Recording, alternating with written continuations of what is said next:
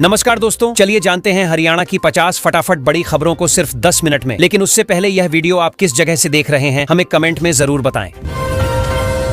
हरियाणा सरकार इस बार BPL card धारकों को बाजरा नहीं दे पाएगी क्योंकि स्टॉक बेहद कम है। इसकी जगह सरकार गेहूं देना शुरू करेगी ताकि राशन वितरण में गड़बड़ी न हो। लोगों को बताया जा रहा है कि चिंता न करें, उन्हें उनका पूरा अनाज बिना किसी कमी के मिल जाएगा। लाडो लक्ष्मी योजना में बदलाव का खाका तैयार हो गया है। अब हर 6 महीने में 12,600 रुपए सीधे खाते में भेजे जाएंगे। इससे बच्चियों की शिक्षा और जरूरतों में लगातार मदद मिल सकेगी। पहले लोगों को एक मुश्त राशि का इंतजार करना पड़ता था, इसलिए सरकार ने प्रक्रिया आसान करने का फैसला लिया। हरियाणा की एक योजना में बड़ी गड़बड़ी सामने आई है, जिसमें करीब 44,000 दंपतियों के नाम गलत तरीके से जुड़ गए। अब सरकार इसकी जांच कर रही है और जिनके दस्तावेज संदिग्ध मिले उन पर कार्रवाई होगी। बताया जा रहा है कि कई फायदे फर्जी तरीके से लिए गए थे, इसलिए सूची दोबारा तैयार होगी। हरियाणा में सरकारी कर्मचारी, पेंशनर्स और आश्रितों के लिए कैशलेस इलाज की सुविधा शुरू की गई है। पोर्टल पर 447 अस्पताल जोड़े गए हैं जहां बिना पैसे दिए इलाज मिल सकेगा। लोगों को बस अपना कार्ड दिखाना होगा। इससे इलाज का खर्च कम होगा और अचानक होने वाली बीमारी का बोझ भी नहीं पड़ेगा। हरियाणा की नई कैशलेस स्वास्थ्य योजना ने कर्मचारियों को राहत दी है। कई लोग अब बड़े और महंगे अस्पतालों में भी बिना सोचे इलाज करा सकेंगे। सरकार ने कहा है कि इस योजना से स्वास्थ्य संबंधी चिंताएं काफी कम होंगी। पहले लोग निजी अस्पतालों के भारी बिल देकर इलाज से भी डर जाते थे। हरियाणा सरकार ने किसानों को खाद खरीदने के लिए दबाव डालने वाले दुकानदारों पर कार्रवाई का आदेश दिया है। अब अगर कोई दुकानदार जबरन अतिरिक्त सामान थोपने की कोशिश करेगा तो उसका लाइसेंस निलंबित होगा। सरकार कह रही है कि किसान अपनी पसंद और जरूरत के हिसाब से ही खाद खरीद सकेंगे। ट्रैक्टर का रजिस्ट्रेशन नवीनीकरण अचानक 10 गुना महंगा हो गया है, जिससे किसान नाराज है। पहले कम शुल्क लगता था, लेकिन अब 10,000 से ज्यादा देने पड़ेंगे। किसान इसे अनुचित बता रहे हैं और कह रहे हैं कि खेती पहले ही महंगी हो चुकी है, ऐसे में यह बोझ और बढ़ जाएगा। हरियाणा में सरकारी स्कूलों में बच्चों के लिए नई भाषा पढ़ाने का फैसला लिया गया है। बच्चे अब एक अतिरिक्त भाषा में भी पढ़ाई कर सकेंगे। स्कूलों का कहना है कि इससे बच्चों के करियर के विकल्प बढ़ेंगे। कई अभिभावक भी इस कदम से खुश हैं, क्योंकि आजकल बहुभाषी शिक्षा की मांग बढ़ रही है। हरियाणा में ऑपरेशन ट्रैकडाउन को लेकर पुलिस बेहद सख्त है। सिर्फ 16 दिनों में 4,566 अपराधियों को पकड़ लिया गया है। पुलिस का दावा है कि इससे कई वारदातों पर रोक लगी है। लोगों को भी अब थोड़ा सुरक्षित महसूस हो रहा है, क्योंकि हर जिले में लगातार कार्रवाई चल रही है। राज्य में कोहरा बढ़ने लगा है और ठंड भी तेज हो रही है। हिसार में रातें सबसे ज्यादा ठंडी बताई जा रही हैं। मौसम विभाग ने कहा है कि आने वाले दिनों में और गिरावट हो सकती है। लोग सुबह जल्दी बाहर न निकलने और गर्म कपड़े पहनने की सलाह दे रहे हैं। सरकार ने ईंट भट्टों में अब पराली का इस्तेमाल अनिवार्य कर दिया है, ताकि खेतों में पराली जलाने की घटना कम हो। इससे प्रदूषण भी घटेगा और किसानों को फायदा भी मिलेगा। कई भट्ठा मालिक इस बदलाव के लिए मशीनें तैयार करवा रहे हैं, ताकि प्रक्रिया बिना रुकावट शुरू हो सके।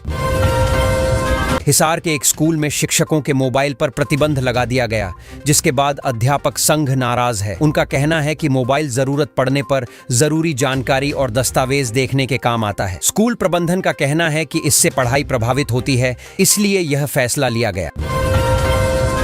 टेट में उत्तीर्ण उम्मीदवारों की संख्या पर अब सवाल उठने लगे हैं। बायोमीट्रिक के बाद 1,284 का अंतर मिला है, जिससे परीक्षा की प्रक्रिया पर शक पैदा हो गया है। जांच की मांग की जा रही है, ताकि यह साफ हो सके कि कहीं गड़बड़ी तो नहीं हुई। उम्मीदवार भी असमंजस में हैं। हरियाणा के 143 खिलाड़ियों के ग्रेडेशन प्रमाण पत्र रद्द किए जा सकते हैं, क्योंकि डॉक्यूमेंटोस में गड़बड़ी पाई गई है। सबसे ज्यादा खिलाड़ी कुछ खास जिलों से हैं। कई युवा डर रहे हैं कि उनका खेल करियर प्रभावित न हो जाए। विभाग अब सभी फाइलें दोबारा चेक कर रहा है। राज्य में SIR की तैयारियां शुरू हो गई हैं। BLO को मतदाता सूची अपडेट करने का टास्क दिया गया है। चुनाव आयोग चाहता है कि कोई भी नाम गलत न रहे। पूरे स्टाफ को कहा गया है कि इस बार हर गांव और वार्ड में जाकर जानकारी की सटीक जांच की जाए। अभय चौटाला ने कहा है कि सरकारी कॉलेजों और स्कूलों में कई पद खाली पड़े हैं और सरकार ध्यान नहीं दे रही। उनका आरोप है कि पढ़ाई का स्तर लगातार गिर रहा है। स्थानीय लोग भी कह रहे हैं कि शिक्षकों की कमी से बच्चों की पढ़ाई प्रभावित हो रही है। हरियाणा का सोनू 75 लाख रुपए गंवाकर बेड़ियों में वापस लौटा है। उसके साथ ठगी जैसी घटना हुई और पैसे देने वालों ने उसे बंधक बना लिया था। परिवार बेहद परेशान है और पुलिस भी अब इस मामले की जांच कर रही है कि इतनी बड़ी ठगी कैसे हुई। हरियाणा के 50 युवक स्टडी वीजा पर रूस गए थे, लेकिन उन्हें जबरदस्ती आर्मी में भेज दिया गया। सिर्फ 10 दिन की ट्रेनिंग देकर युद्ध क्षेत्र में उतार दिया गया। परिवार लगातार संपर्क की कोशिश कर रहे हैं। लोग परेशान हैं कि पढ़ाई के बहाने भेजे गए युवाओं की जिंदगी कैसे खतरे में पड़ गई। दुबई में हरियाणा के युवाओं के लिए 300 पदों पर भर्ती निकली है। आवेदन की आखिरी तारीख भी तय है। कई युवा विदेश में नौकरी की उम्मीद से उत्साहित हैं, क्योंकि पैकेज अच्छा बताया जा रहा है। विभाग युवाओं को आवेदन करने से पहले डॉक्यूमेंट्स अच्छी तरह मिलान करने की सलाह दे रहा है। हरियाणा बिजली निगम ने नया आदेश जारी किया है कि कोई कर्मचारी बिना अनुमति मुख्यालय में निजी काम के लिए नहीं आएगा। पहले कई लोग निजी कार्यों के लिए मुख्यालय पहुंच जाते थे, अब इसे अनुशासन भंग माना जाएगा। कर्मचारियों में इस नियम को लेकर चर्चा चल रही है। विधायक ने 22 बच्चों को साइकिलें बांटी और स्कूल परिसर में 15 लाख रुपए की लागत से एक बड़ा प्रार्थना सभा शेड बनाने की घोषणा की। उन्होंने कहा कि बच्चों को बेहतर सुविधाएं मिलेंगी तो उनके स्कूल आने का उत्साह भी बढ़ेगा। गांव वाले इस फैसले से खुश दिखे। नकली और नशीली दवाइयों पर रोक के लिए 7 राज्यों के ड्रग्स कंट्रोलर हरियाणा में मिले। सभी ने मिलकर एक कार्य योजना बनाई ताकि मिलावटी दवाओं की सप्लाई को रोका जा सके। यह भी तय हुआ कि सभी राज्यों में छापेमारी बढ़ाई जाएगी और लाइसेंस रद्द करने तक की कार्रवाई होगी। पर्यटन मंत्री अरविंद शर्मा ने कहा कि देव दर्शन योजना के तहत चुलकाना धाम को और सुंदर और सुविधाजनक बनाया जाएगा। यहां आने वाले श्रद्धालुओं के लिए नए इंतजाम किए जाएंगे। मंत्री का मानना है कि इससे स्थानीय रोजगार भी बढ़ेगा और धार्मिक पर्यटन को बढ़ावा मिलेगा। गुरुग्राम में लंपी बीमारी से मौत का खतरा कम होने लगा है। पशुपालन विभाग ने नई एडवाइजरी जारी की है और पशुपालकों से टीकाकरण पर खास जोर देने को कहा है। इसके अलावा साफ सफाई और मच्छर नियंत्रण की भी सलाह दी गई है ताकि संक्रमण फैलने का खतरा और कम हो। गुरुग्राम में एक युवक बीमारी की वजह से नौकरी छोड़ने को मजबूर हो गया। लगातार तनाव और खर्च बढ़ने से वह मानसिक रूप से कमजोर पड़ गया और उसने फांसी लगा ली। परिवार सदमे में है और पुलिस मामला दर्ज कर रही है। आसपास के लोगों का कहना है कि वह काफी परेशान रहता था। गुरुग्राम की हवा बेहद खराब हो चुकी है। AQI 295 के पार पहुंच गया है। लोग सांस लेने में दिक्कत की शिकायत कर रहे हैं। डॉक्टरों ने सुबह वॉक और बाहर रहने का समय कम करने की सलाह दी है। प्रशासन भी समय समय पर प्रदूषण नियंत्रण के कदम उठा रहा है। गुरुग्राम पुलिस ने 11 महीनों में 25,000 नशेड़ियों के चालान काटे हैं। शहर में नशे से जुड़े मामलों पर काफी कड़ी कार्रवाई हो रही है। पुलिस का कहना है कि सड़कों पर सुरक्षा बनाए रखने के लिए यह कदम जरूरी है। कई जगह जागरूकता अभियान भी चलाए जा रहे हैं। मिलेनियम सिटी में प्रदूषण कम होने का नाम नहीं ले रहा। लोगों का कहना है कि हर साल सर्दियों में यही हाल होता है, लेकिन इस बार स्तर और ऊपर चला गया है। कई स्कूल बच्चों को मास्क पहनने की सलाह दे रहे हैं। प्रशासन प्रदूषण स्रोतों की पहचान कर रहा है। ओवर स्पीडिंग पर कार्रवाई तेज कर दी गई है। सिर्फ एक दिन में 43 वाहन पकड़े गए और 86,000 रुपए का जुर्माना वसूला गया। पुलिस का कहना है कि गति सीमाओं का पालन न करने से हादसे 43 वाहन पकड़े गए और 86,000 रुपए का जुर्माना वसूला गया। पुलिस का कहना है कि गति सीमाओं का पालन न करने से हादसे बढ़ रहे हैं, इसलिए सख्त कार्रवाई जारी रहेगी ताकि सड़क सुरक्षा सुनिश्चित की जा सके। हरियाणा के चुनाव में 25 लाख वोटों की हेराफेरी का आरोप लगाया गया है। राव नरेंद्र कह रहे हैं कि यह बहुत बड़ा घोटाला है और 27 तारीख को नारनौल में बड़े पैमाने पर विरोध प्रदर्शन होगा। उनका दावा है कि कई वोट गलत तरीके से डिलीट और जोड़े गए थे। डिप्टी स्पीकर के बेटे की शादी में मुख्यमंत्री और पूर्व मुख्यमंत्री दोनों शामिल हुए। शादी काफी भव्य रही और कई बड़े नेता पहुंचे। स्थानीय लोग भी जगह जगह स्वागत में लगे रहे। कार्यक्रम के बाद काफी चर्चा रही कि राजनीतिक लोग निजी समारोहों में भी एकजुट दिखे। बहादुरगढ़ में निजी बस पलटने से 15 लोग घायल हो गए। बताया जा रहा है कि बस स्पीड में थी और ड्राइवर का संतुलन बिगड़ गया। घायलों को तुरंत अस्पताल पहुंचाया गया। घटना के बाद स्थानीय लोग इकट्ठा हो गए और प्रशासन से सड़क सुरक्षा बढ़ाने की मांग की। बहादुरगढ़ में AQI 300 से नीचे आया है, जिसके बाद GRAP नियमों में कुछ ढील दी गई। लोगों ने राहत की सांस ली, लेकिन विभाग ने कहा कि प्रदूषण फिर बढ़ सकता है, इसलिए सावधानी जरूरी है। कई उद्योगों को फिलहाल पुराने स्तर पर काम करने की अनुमति मिल गई है। 25 नवंबर को हरियाणा में सरकारी छुट्टी की घोषणा कर दी गई है। सरकार ने बताया कि यह दिन गुरु नानक देव जी के प्रकाश पर्व के सम्मान में रखा गया है। कई लोग इस दिन धार्मिक कार्यक्रमों में शामिल होते हैं, इसलिए छुट्टी देने का फैसला लिया गया है। कांग्रेस में अभी भी गुटबाजी खत्म नहीं हो रही। राव नरेंद्र के अध्यक्ष बनने के बाद भी पार्टी में कई समूह अलग अलग फैसले ले रहे हैं। कार्यकर्ता कह रहे हैं कि नेतृत्व स्पष्ट नहीं है, इसलिए विधानसभा चुनाव की तैयारी पर भी असर पड़ रहा है। पीएम मोदी के हरियाणा दौरे की तैयारियां शुरू हो गई हैं। उनका कुरुक्षेत्र दौरा धार्मिक और सांस्कृतिक दृष्टि से बेहद अहम बताया जा रहा है। वह कई परियोजनाओं का उद्घाटन करेंगे और एक बड़े कार्यक्रम को संबोधित करेंगे। आसपास के क्षेत्रों में सुरक्षा भी बढ़ा दी गई है।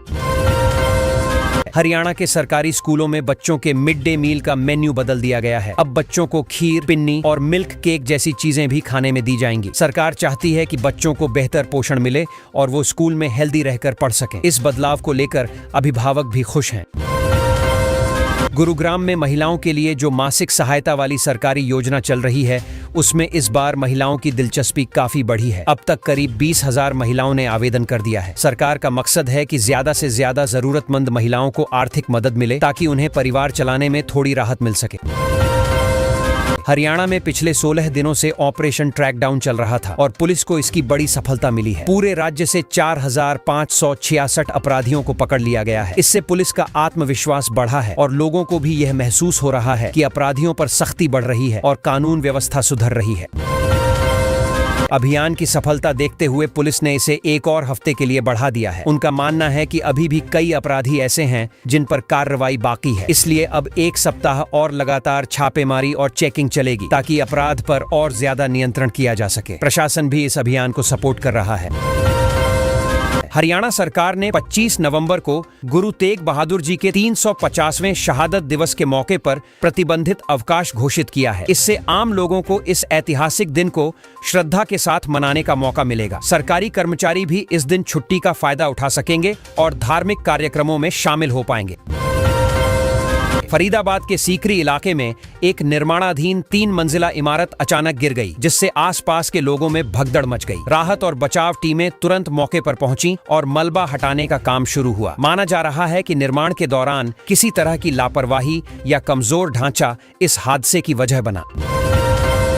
दिल्ली ब्लास्ट मामले के कुछ तार फरीदाबाद से जुड़ने की आशंका के चलते पुलिस ने शहर में बड़े स्तर पर सर्च अभियान चलाया। मस्जिदों, होटलों और भीड़भाड़ वाले इलाकों में कड़ी चेकिंग की गई। यह सब एहतियातन किया गया ताकि किसी भी तरह का खतरा समय रहते रोका जा सके और सुरक्षा मजबूत रहे। पानीपत में प्रदूषण रोकने के लिए सीएम फ्लाइंग स्क्वाड ने बड़ी कार्रवाई की है। कई फैक्ट्रियां केमिकल मिला पानी खुले में छोड़ रही थीं, जिन पर छापा मारकर 27 लोगों पर केस दर्ज किया गया है। मौके से 12 टैंकर भी जब्त किए गए। यह कार्रवाई पर्यावरण को बचाने और अवैध गतिविधियों पर रोक लगाने के लिए की गई। कुरुक्षेत्र में होने वाले कार्यक्रम और पीएम मोदी के दौरे को लेकर मुख्यमंत्री नायब सिंह सैनी ने तैयारियों का जायजा लिया। उन्होंने अधिकारियों और प्रशासन से यह सुनिश्चित करने को कहा कि कोई कमी न रह जाए। सुरक्षा, यातायात और आयोजन से जुड़ी सभी व्यवस्थाओं पर खास ध्यान दिया जा रहा है।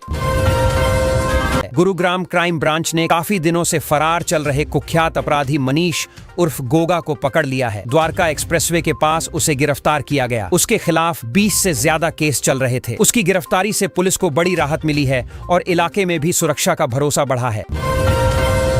भारत के मुख्य न्यायाधीश ने जस्टिस सूर्यकांत को अपना उत्तराधिकारी बनाने की सिफारिश की है। वे हरियाणा से हैं, इसलिए राज्य में भी इस खबर से खुशी का माहौल है। यह हरियाणा के लिए गर्व की बात है कि देश का अगला सीजेआई उसी राज्य से होगा। लोग इसे न्यायपालिका के लिए भी सकारात्मक संकेत मान रहे हैं। गुरुग्राम में हुए एक चेन स्नैचिंग मामले में पुलिस ने 2 आरोपियों को पकड़ लिया है। सेक्टर 45 में हुई इस वारदात के बाद इलाके में एक डर का माहौल था, लेकिन पुलिस की त्वरित कार्रवाई से लोगों को राहत मिली। दोनों आरोपियों के खिलाफ पहले भी ऐसे मामलों में कार्रवाई हो चुकी है। फतेहाबाद पुलिस ने नशे के खिलाफ एक बड़ा सर्च अभियान चलाया है। जिले में कई जगह चेकिंग की गई और संदिग्ध लोगों पर निगरानी रखी गई। पुलिस का कहना है कि युवाओं को नशे से दूर रखने के लिए यह अभियान जरूरी था। लोगों ने भी इस पहल की सराहना की और सहयोग किया।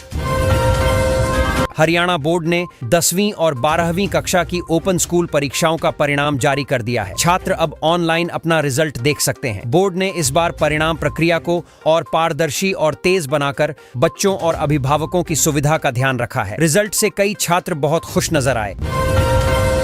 बीकेयू चारूनी ने आरोप लगाया है कि हरियाणा में धान खरीद में बड़ा घोटाला हो रहा है। किसानों ने कहा कि खरीद केंद्रों पर अनियमितताएं बढ़ रही हैं और कई जगह किसानों को सही मूल्य नहीं मिल रहा। उन्होंने मुख्यमंत्री से तुरंत बैठक कर इस मुद्दे को हल करने की मांग की है।